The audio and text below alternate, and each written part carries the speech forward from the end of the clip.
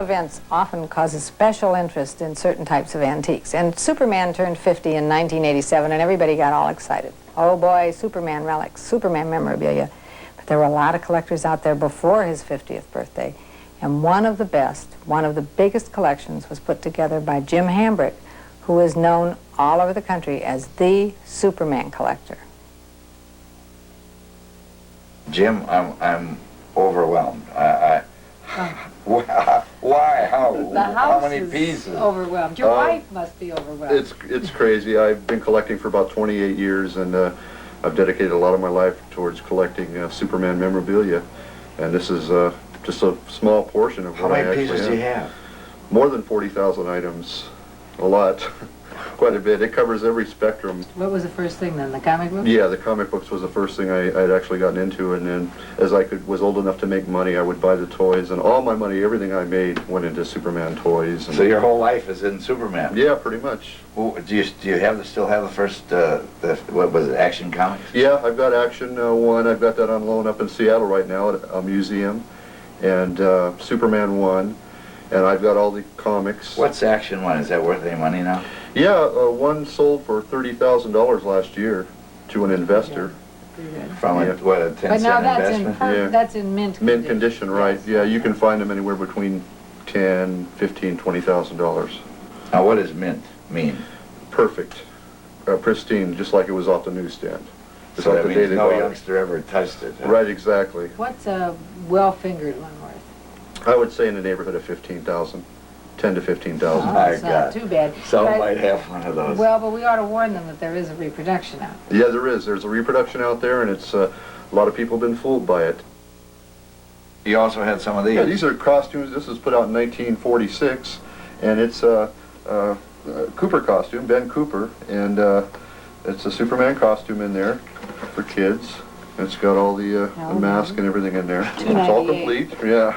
$298. Because that's what it cost originally. Yeah, in the box now, that's about $400. This? Yeah. That's I too don't know good for why Halloween. we didn't save Yeah, we Superman. Well, see, that's what makes it so valuable. I saved so many things, and I never saved Superman. I guess, why are the comic books in such short supply? It's because of the war. During the war, they had the paper drives and everything else, and it actually wiped out like 2/3 of the comic books, and that's what makes them valuable now.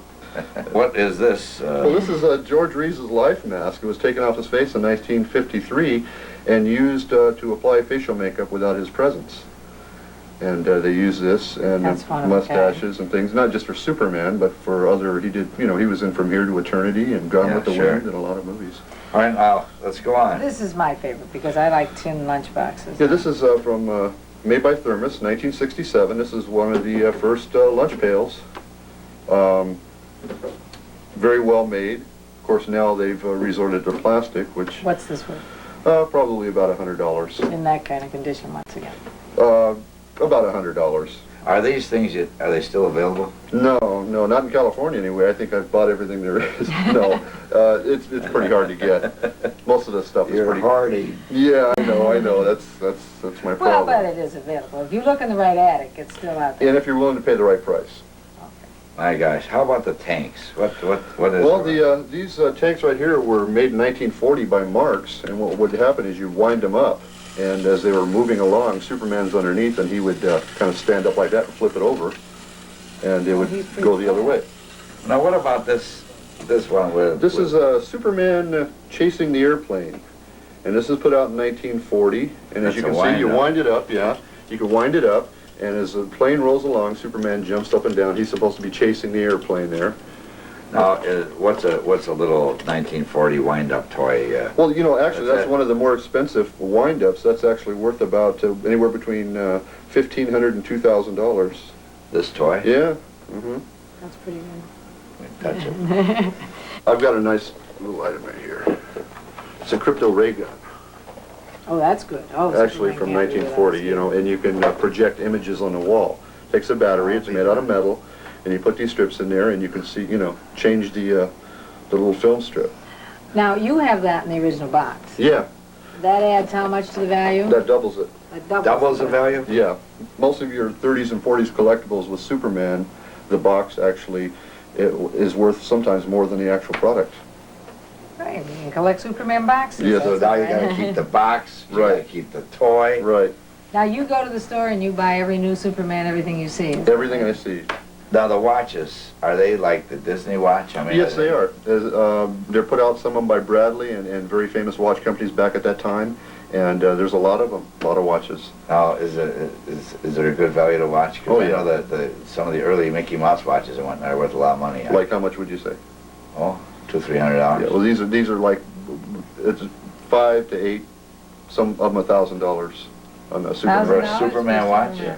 Oh, that's Which In a Superman box. watch? 1939 Bradley in a box. Wow. Gee. Jim, thank you. Pleasure. It's been It's a pleasure, really was. an exciting day. Great. It's really been exciting. Great.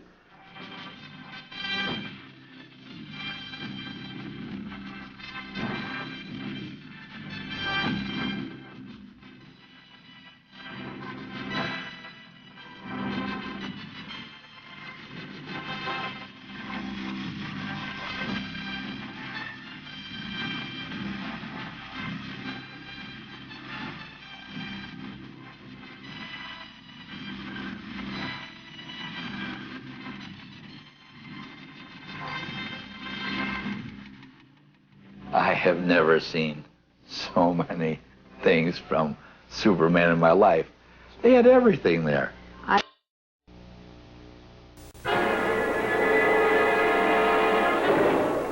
Oh, absolutely, a role model.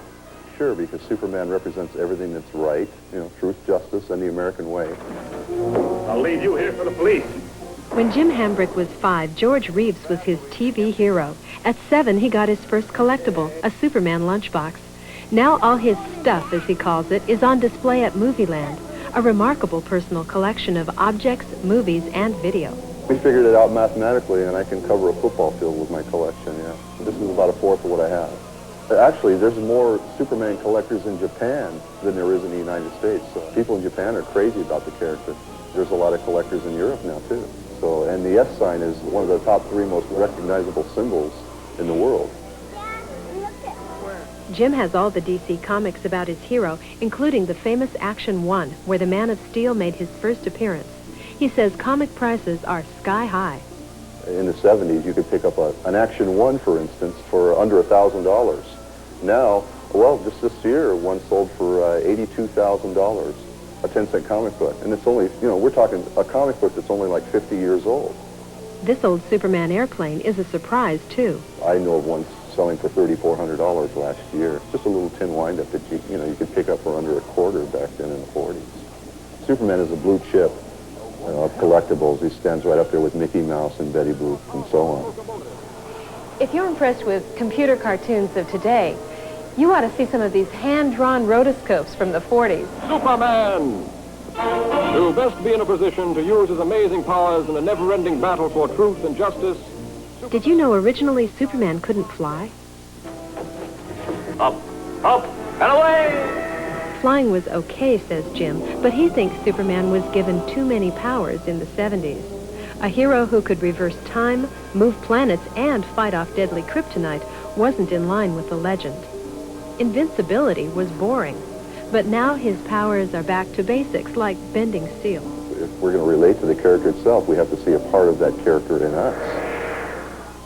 Old Superman costumes inspire visitors. The baggy-kneed cotton suit worn by Kirk Allen isn't here, but how about the itchy wool outfit that George Reeves got into with the help of 5 assistants? One was made for black and white TV, the other for color. George, of course, wore padding and wore some heel lifts. I know that because I have the padding and I have the heel lifts. While George Reeves played a serious character, Chris Reeve was more tongue-in-cheek, and at 6'4" in glowing polyester, he needed no padding. Yeah, they brought him up to the 80s, kind of the yuppie look, I suppose, but George Reeves was a no-nonsense type of guy, and whereas Christopher Reeve kind of did it with a little camp and humor and stuff, which, you know, people like that. But no matter who your favorite wearer of the S may be, Jim says the Superman insignia will stay a highly collectible symbol for many years to come, and values will continue to go up, up, and away.